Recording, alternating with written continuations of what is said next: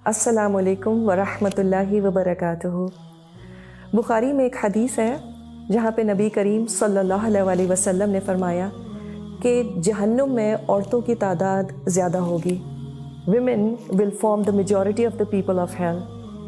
इस बात से अक्सर औरतें बहुत डिस्टर्ब हो जाती हैं और वो कहती हैं ये कैसे हो सकता है, हम इतना कुछ करते हैं अपने ख़ानदानों के लिए और हम फिर भी जहन्नुम में सबसे ज़्यादा होंगे। इस इशू को डील करने के लिए दो तरीक़े हैं। एक तो ये कि इस हदीस को किसी तरह से मैं गलत साबित कर दूँ, trying to find some kind of flaw in this because according to my logic it doesn't make sense. How dare attitude. दूसरा तरीका ये है कि मैं इस बात पर फिक्र करूँ कि आखिर ऐसा क्यों है।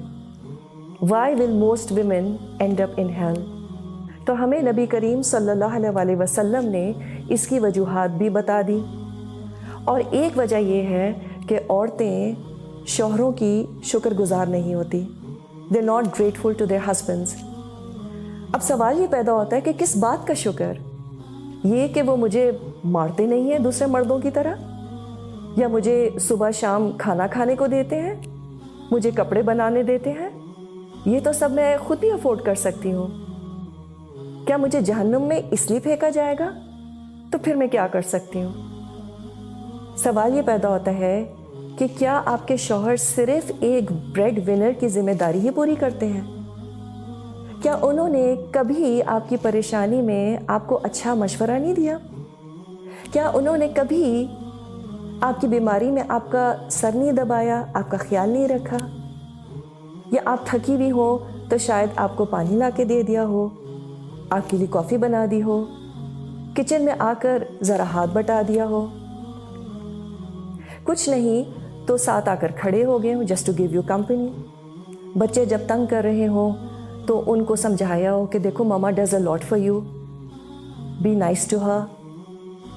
शायद बीच रात में कभी आपकी तबीयत ख़राब हो गई हो और वो उठकर फार्मेसी से आपके लिए दवा ले आए हो। शायद घर की कभी उन्होंने ग्रोसरी कर दी हो और ये भी हो सकता है कि एक आध दफ़ा ग्रोसरी बैग में से आपकी फेवरेट चॉकलेट निकल आई हो।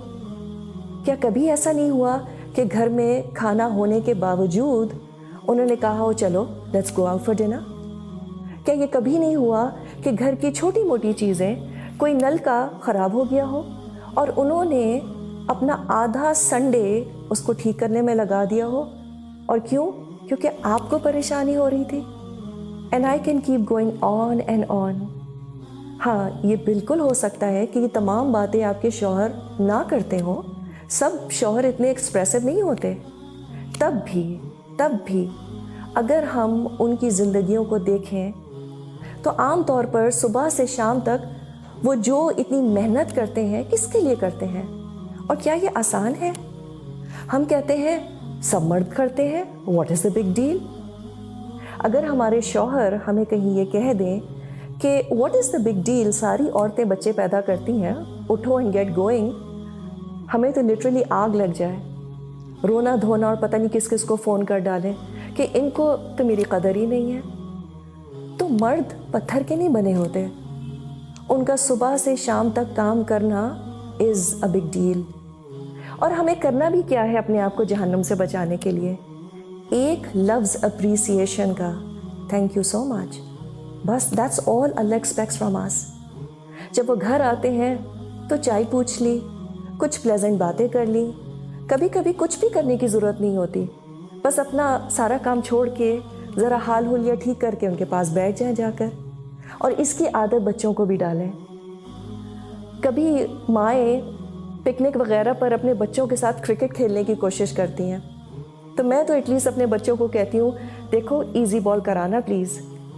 अल्लाह सुब्हाना ताला is so merciful to us women, he knows us too well. Sometimes he gives us such easy balls to play, मगर हमारा सारा फोकस किस बात पे होता है? But why. थोड़ा सा ज़रा हाउ भी देख लें। It can't get easier than this. And to think of it, Allah ने छोटी छोटी बातों में हम औरतों के लिए इतने बड़े बड़े रिवॉर्ड्स रखे हैं। अल्लाह को ट्रस्ट करके तो देखें। It's all about how we perceive his commands. So the trick is to forget about why and focus on how. It doesn't get simpler than this.